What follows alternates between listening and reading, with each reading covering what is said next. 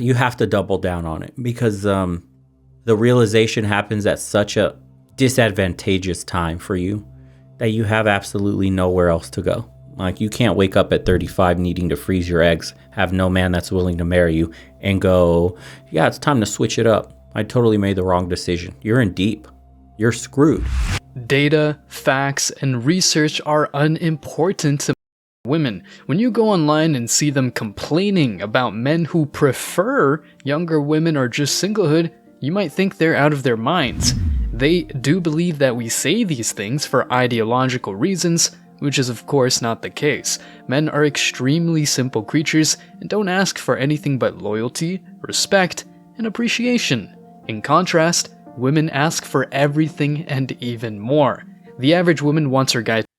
Ooh, I can tell this one's going to be pretty biased. Okay. Jordan Guerra, thanks, brother. You want a traditional woman for marriage? You get a Mennonite woman. You need to do more research on that one. I'm not well versed in Mennonites. To be hot, rich, tall, and all that jazz, but in many cases, she can't even offer inner beauty. Has shockingly imprisoned women and has set men free. Why? Because now women are trapped in jobs they hate, have learned firsthand the harsh truth about the labor market, and most importantly, the idea of their prime coming to an end is terrifying. This last bit is very telling, but most women can't accept it because of their social programming. Schools, the media, and the entertainment industry are tricking women into putting off marriage and having kids, but at the same time push other plans such as getting an education, a career, and even having multiple partners. The word partners, by the way, doesn't even mean long-term ones, but rather flings, you know, Chad and Tyrone. Later on, these same women will try to settle down. Stick around because in today's video, you'll learn more about these leftover women, why they're unhappy and bitter, and why you should avoid them at all costs. But before we go deeper, let me share the comment of the day. Shout out to Dick Spitz, interesting name and profile picture. Thanks for that. He said, "Thank you to women as guys." I'll pick one comment from each video. Social conditioning is absolutely evil and powerful. Women falling for it will do whatever it takes to defend these ideas they treat as theirs. In reality, they just parrot what they've been told by multinationals, schools, and influential individuals who care very little about. Yeah, dude, again, like the fat video before, think about this in a corporation's point of view. How do you benefit the most from this movement? Who benefits the most from this movement? You or women? Who gets all the money? Who gets all the labor? Who gets all the taxes? Who's got to put their kids in daycare now because they're not home, because they're working to get taxed to death and enrich a corporation? Who? Think about it. When you look at this, it's just like no maternity leave. Yeah. And we have horrible maternity leave here in the States. But just think about it, man. This is like pimping game level 100 right here. You convince a gender to go to work. And I'm saying, if you want this as a choice, by all means. But most women are forced into this lifestyle today because they have no other option.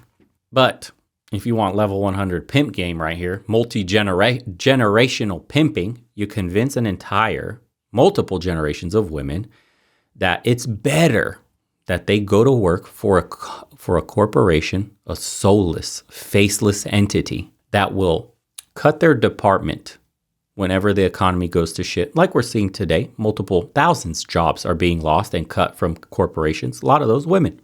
So this corporation has no loyalty to you whatsoever, pays you pennies on the dollar, aka does not value you. Then you have to double back and pay the government even more in taxes. And your gift is a trinket on the wall with your name and a title, a badge, if you will. You get to walk in the office with a name tag and it goes beep and it opens certain doors. That's what you have to look forward to. Now, men being competitive as they are, and because they like to provide, and because, again, competition, they love that shit. And competing against other men and being better than your coworker, because it's just how we're raised. And you have to provide for your family. So you work extra hard. A man works for his money to provide for his family. A woman works for her money to provide for herself. Her money's her money. Your money's her money also. That's the reality of it. So now, corporations benefit. Governments benefit. Who doesn't benefit? The families, the women, and especially the children. Because mommy's gone all day at work because she has to provide for us. Why? Because, man, most likely 1 in 3 kids, daddy's not in the house anymore. Well, why is daddy not in the house? Because men ain't shit. Because I don't need no man. Because the government told me that if I left, I would get a fat check from him, whether I stayed or not. Then I would get deductions at the end of the year and incentives, government benefits, right? So I can find another man also and still get these benefits, you tell me? Yes, actually, Queen, you can. So government is now the new daddy, has incentivized broken homes. Corporations now benefit from said broken homes. All industries benefit from these children that no longer have a strong nuclear family to give them a strong identity. So they're susceptible to the whims of, you've seen it, social media. It was TV. Now it's social media and the internet. And now we can brainwash your children from right up under you because father's not present, mother's working also, no adults to give these children confidence and self-esteem. So now the corporations take over and they invade like a virus your children's minds and tell them how they should value themselves, tell them what their worth is, tell them what they should be looking for in their partners, tell them how to live their lives. And boom, you have new wave, the gynocracy. I'll say that. I won't say the F word. You have the new wave of the gynocracy that tells an entire generation of women to do the exact opposite of what they biologically want to do. And do you know why I say it that way? Because the internal friction they have when you see the TikToks about society's telling me to do one thing, but I really want to go in another direction. I really want to have a family. I really want to be at home with my children. I really want to be taken care of by a man. I'm not allowed to say that out loud because I'm going to get judged. I'm going to get told I'm setting the sisterhood back. You see what I mean? When we say that there's an attack on the genders, men and women, that's the shit that women are dealing with in society today. It's not entirely their fault. At a certain point, you need to have some self-awareness and some agency, I understand, as a person, right? You can't keep blaming the world for your fucking problems when you're an adult. It's part of what being an adult is. But it's so pervasive that it's damn good argument of how they become so damn manipulated. And then society, the social fabric has degraded as a result. Dude, look, men are dealing with the same shit. I don't want to harp on it, but porn. Video games. How many boys are failing to launch out of the household? How many young men live with their parents still, right? There's a whole other side of the coin that's dealing with similar problems too. Women's happiness. As much as they don't care about data, I know you guys do, so here it goes. The Unhappiest Person Award goes out to unmarried professional women around 42 years of age. Although they can make around 100,000 internal friction, told you. US dollars a year, they're still not happy. By the way, this information comes from an article on evmagazine.com, a magazine for women. What's more, the same article says that the happiest person is a married man of 39 years of age, with a household income between $150,000 to $200,000, a wife who works part-time, and 1 child. Perhaps the article doesn't consider single men making that money, but the fact that this women's magazine confirms what we know about leftover women is very telling. The push for women's liberation, especially in the sexual and financial aspects, is making women unhappier than ever. They can say whatever they want about the sexual revolution, sleeping around, and having the right to be less stigmatized for their promiscuity. In fact, MGTOWs simply don't invite any women, let alone this kind of woman, into their lives. The reality is that even economists have coined a term called the paradox of declining female happiness.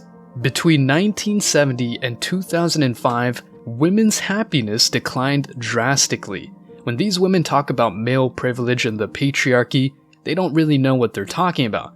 They're only broken records reciting verses from a new religion called wokeism, such as "men ain't shit, women can do it all by themselves, we don't need no man, I have the right to sleep with whoever I want, men are oppressors," etc.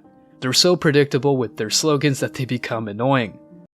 Who choose a career and education over getting married are insufferable, unbearable, and bad dating candidates. They've been fed the fantasy that they can climb the corporate ladders in their 20s, have a successful career, have multiple guys banging them, and finally settle down in their mid-30s. As much as they claim that this helps them have decent savings and know themselves more, the raw reality is quite different. Namely, they overspend and live paycheck to paycheck and also have so much emotional baggage that their pair bonding skills are gone forever. When they hit their mid-30s and 40s with no man really wanting her as a partner, they end up on antidepressants and other legal drugs such as alcohol and cigarettes.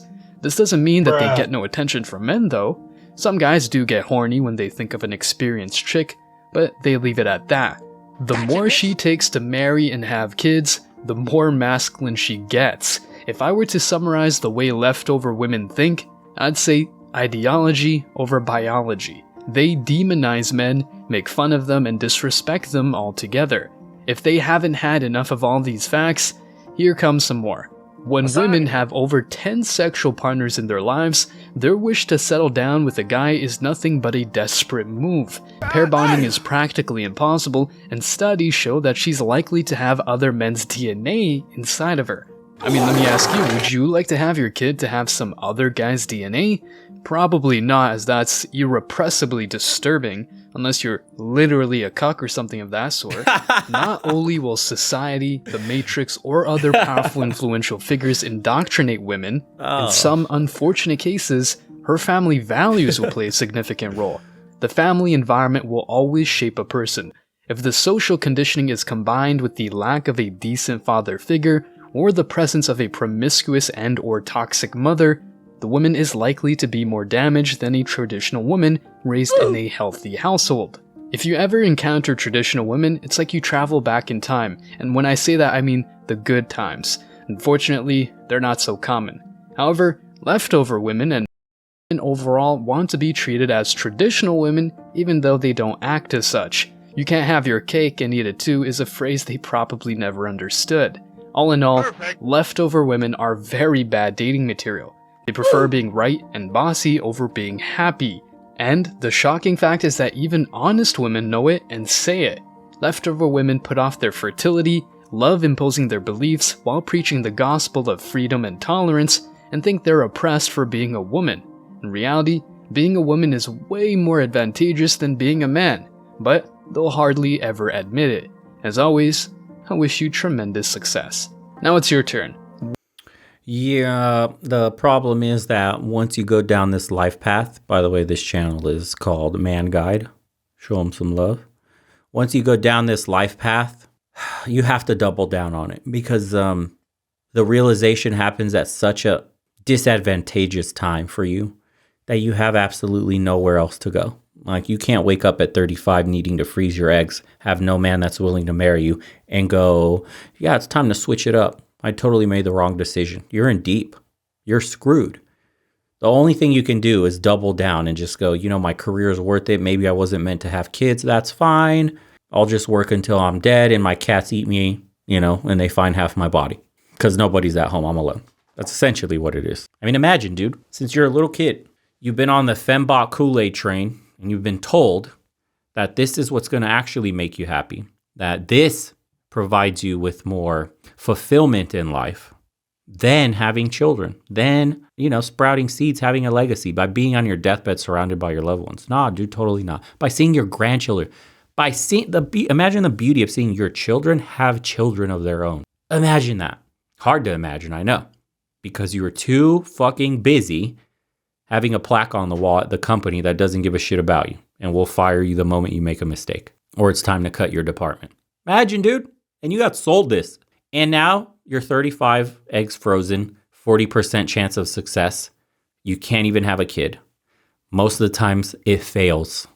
What do? Adopt? Come on, dude. It's done. That's your life now. There's no walking this back. Switch in direction. I'm going to retire, find me a man and get taken care of. At 35, 40 years old, dude, it's old. It's game over. You're a geriatric pregnancy risk.